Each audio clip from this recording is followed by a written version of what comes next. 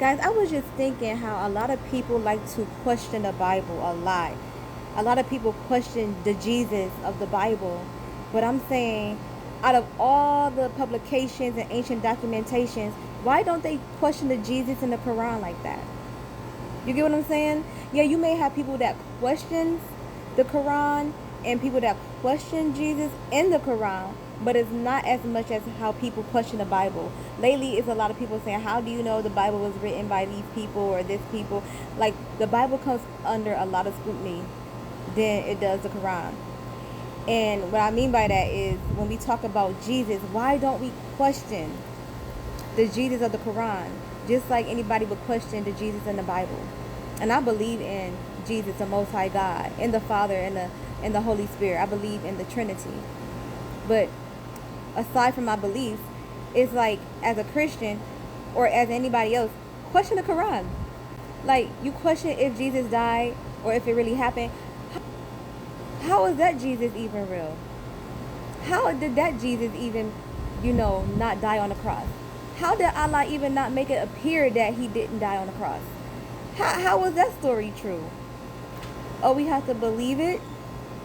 Because I remember it was like, it wasn't like a bad debate, but it was like a little, I don't know. It was a respectful argument, I would say that. And I had an argument with a Muslim. But respectful. Because we were putting out, challenging our beliefs. I'm a Christian, he's a Muslim. And we was going back and forth, but it was respectful.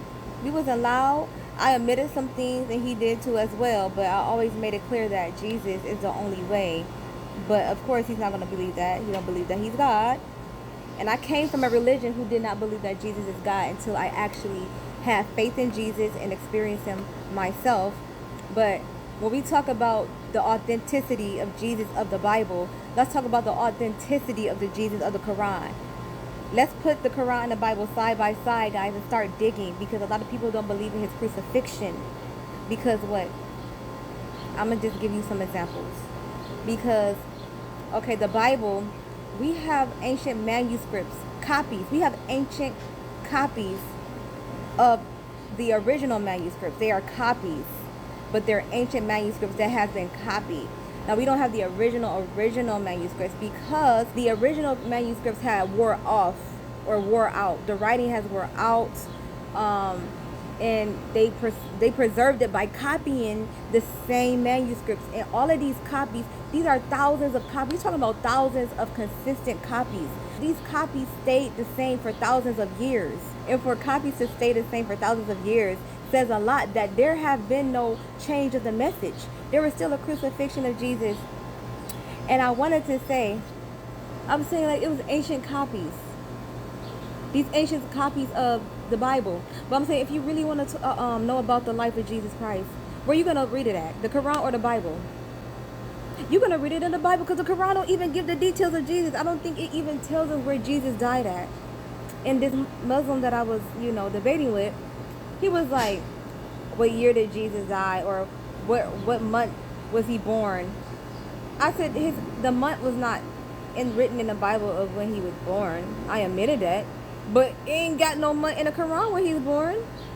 And then one of the arguments that some people use against the Bible is the eyewitnesses, because we have copies of the original manuscripts. They believe that, just because it was copies, that's no real eyewitnesses, because it was other people making copies of it, so they wasn't really there. They was just retelling the copies of the original manuscripts.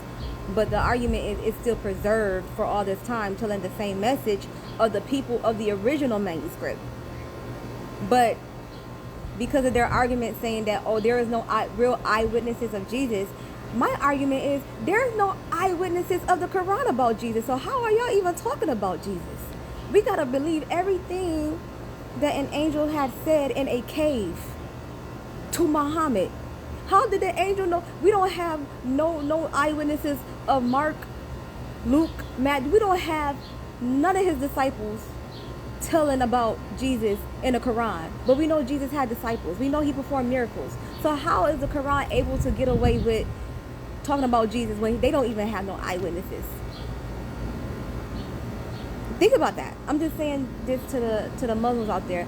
Think about your argument when you're saying, oh, there's no eyewitnesses of Jesus in the Bible, no real eyewitnesses, these are just copy down versions of Jesus. I'm like, what does that say about the Quran? My argument isn't that the Quran came later after the Bible, which it did. That's not my issue. My thing is, you talked about a completely different Jesus who did not die on that cross. And if the Quran says to confirm with the people of the book and with the Quran, it's supposed to confirm. I mean, it's supposed to match the stories. Not a different Jesus not dying. Not the Jesus not dying on the cross. Now we got an issue. Now, had the Quran said Jesus died on the cross and it said everything that confirmed the Bible, it wouldn't be a problem. If Islam would have told the truth. I don't have a problem with it 600 years later about the Quran being written after the Bible. My issue is how you going to come up with a whole different story. And then you have to tell us that we're not original, or our manuscripts are corrupted, when we got two conflicting stories about Jesus Christ.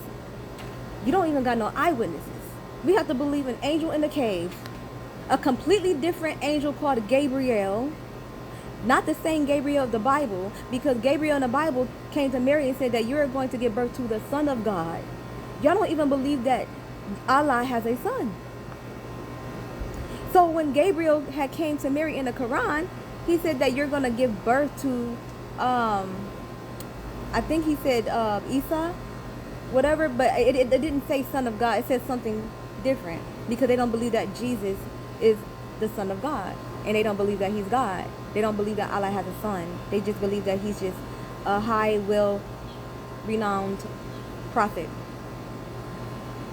Jesus is a prophet and also God and also the Son, the eternal Son, who's always been here with the Father, who was the Word, who was with God, who was God.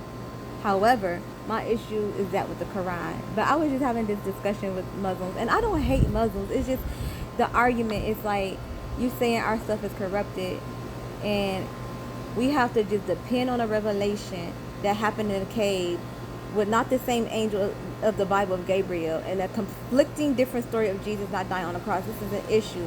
This is why Christianity and Muslim will always be in conflict with each other.